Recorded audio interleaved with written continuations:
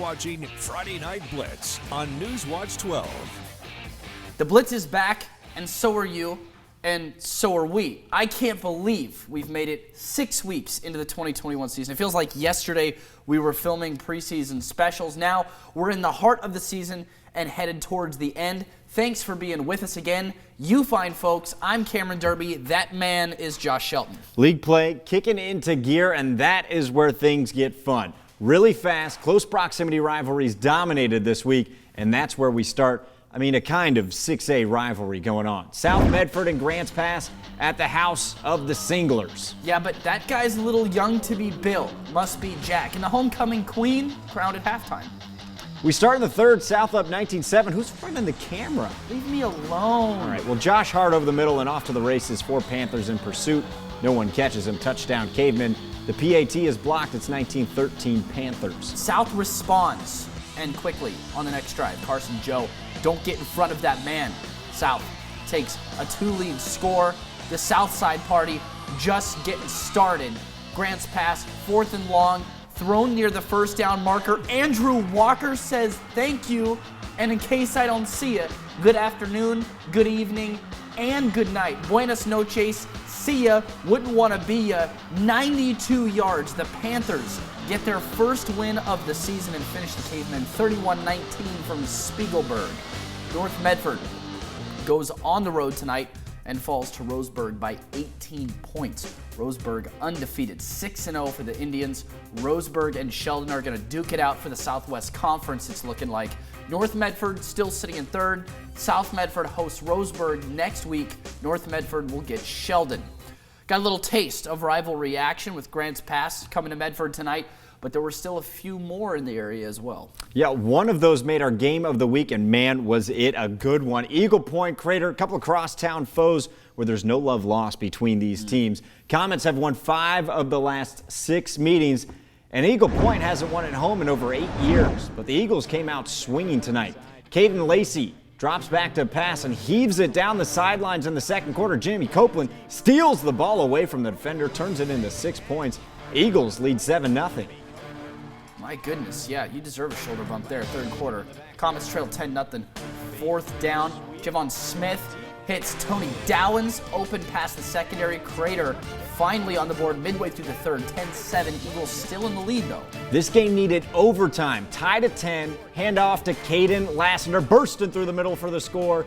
The pressure gets put on the Eagles, and they fumble to end the game. Crater makes a second half comeback to win in overtime in the game of the week, 17-10, the final. I was sad our local 5A, our other 5A local school that is, was out on the road this week. The 5A teams have been really fun this far. Yeah, and that team that could really afford a win right now, the Ashland Grizzlies. The Grizzlies, though, did not pick up that win on the road tonight. They were competitive, 20-14. Willamette just squeaks out the win by 6 points. It will get tougher for the Grizzlies as they host Eagle Point next week. Only 3 games left on the schedule for the red and white. Homecoming night at MAZAMA this evening, and look at that. Got crowned as well. He's wearing the football pads, maybe part of the reason why MAZAMA was already up 35-0 at the start of the second half. Knight's looking to finally get on the board, but Jason Tweedle gets postered as he's thrown, and it's picked off. MAZAMA's defense really coming in clutch with 3 interceptions. Ensuing drive, Brandon Daly, turbo speed, and he is gone. 48 yards. Touchdown for the senior. MAZAMA goes on to shut out North Valley and holds them to just 1 total yard of offense. Yeah, you heard me correctly. 1 total yard, 1 single yard. Final score, 49-0. Hidden Valley taking on the KU Pelicans tonight, looking to move to 4-1 on the season. Pelicans looking to get some points on the board earlier on, but Ortiz coughs it up on KU's own territory. Mustangs recover early on.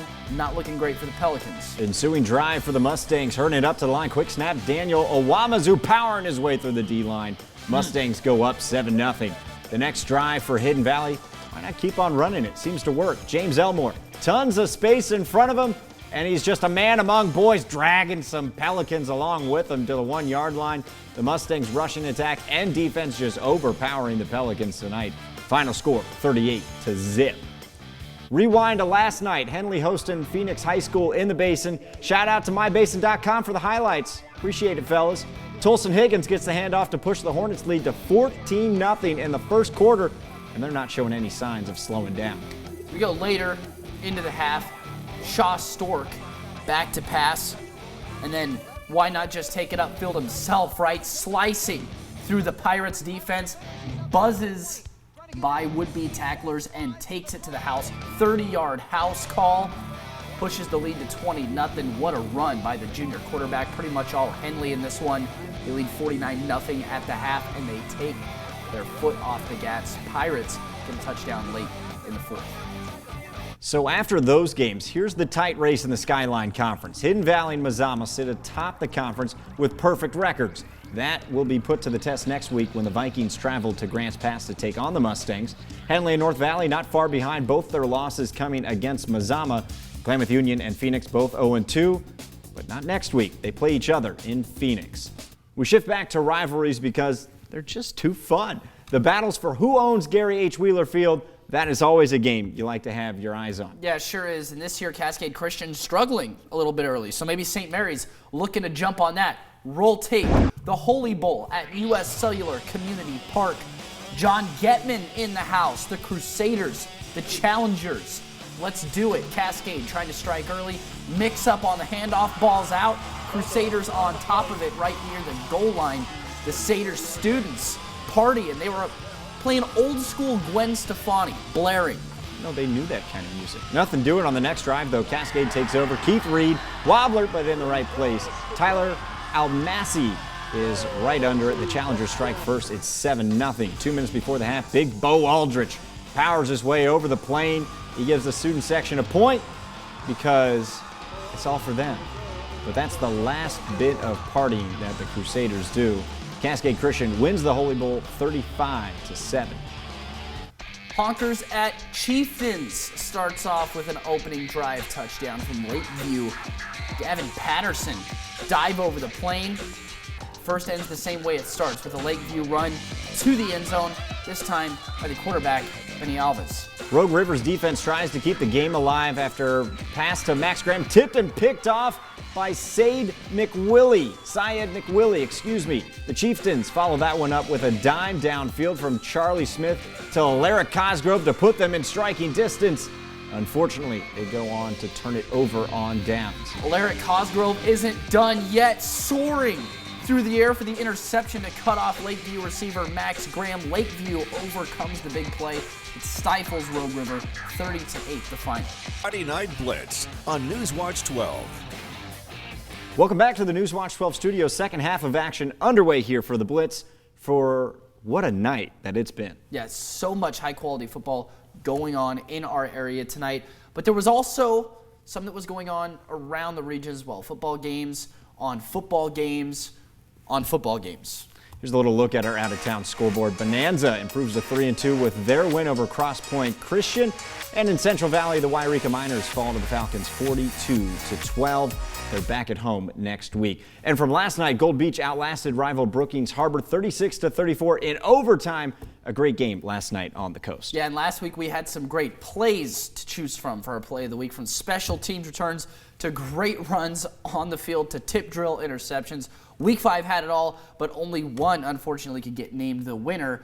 So, Scott Price, come on down. Josh, tell him what he won. It's a new car. Just kidding, but it's the next best thing, depending on who you ask. Scott Price is now a candidate for Play of the Year and the opportunity to be preserved in history. The tip drill interception was worth a bunch, but it could go higher.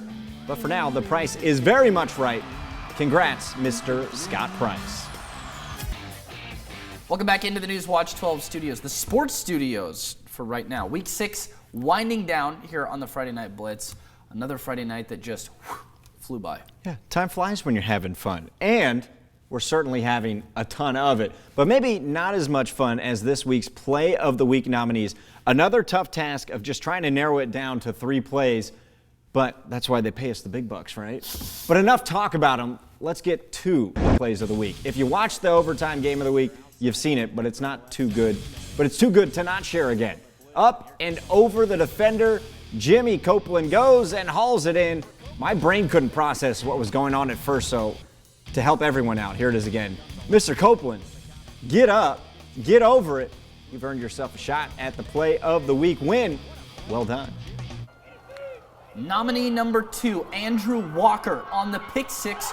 No music bed needed because the Panther band provided it for us. They start playing techno as soon as he picks it, and they play it while he returns it to the house. Do, do, do, do, do, do, do. Whoop, whoop. 92-yard house call for the band conductor, Andrew Walker. I think from now on, we're not putting music beds on any of the plays. We're just going to let Cam do it. And I know how much you hate spoilers, but I can't resist. Alaric Cosgrove, I was in the room as Cameron made him lose his entire mind watching this catch. Alaric, watch Game Night tomorrow. There's a very particular segment of Cam's catches. I know it ruins the show, but you're going to be on it anyways. You may as well pick him to win. Mr. Odell. A lot more top plays to choose from this week. My eyes are still bugging out from Alaric Cosgrove's. Yeah. You got some Alaric G's? See what I did there? Those plays, you can vote for them later tomorrow on kdrv.com/contest. In the meantime, it's time to tell you where next week's game of the week is. We're headed back to 6A next week, so without further ado. Game of the week. Headed back to Spiegelberg, the South Medford Panthers hosting conference foe Roseburg. You like how I did the techno just now? Yeah. Whoop, whoop. You can tell where I went to high school at some point. It's a red-hot Indians team coming to town, but the Panthers will try to play spoiler to a successful season next week on their home turf. Josh Shelton, you will be back on the call. That's right. Should be fun. Should be a lot of fun. South Medford could be playing spoiler here. Anyways, thanks for joining us on the Friday Night Blitz. Tomorrow, we got a lot of action going on, but there's a team on today's show that you're keeping your eye on. Yeah, absolutely. They're starting to wake up now. I think that the MAZAMA Vikings started a bit slow, but Vic Lease has got this team starting to get back into the right position. I think MAZAMA could be a team to watch out for through the 4A going into the playoffs, but my goodness, tomorrow we have some good stuff too. The Beavers are leading the Pac-12 North, and Southern Oregon has a chance for not one, but 2 upsets in a row. We'll see what happens. Be sure to join us tomorrow night at 8 on the college football game night, right back here on Newswatch 12. Have a good night.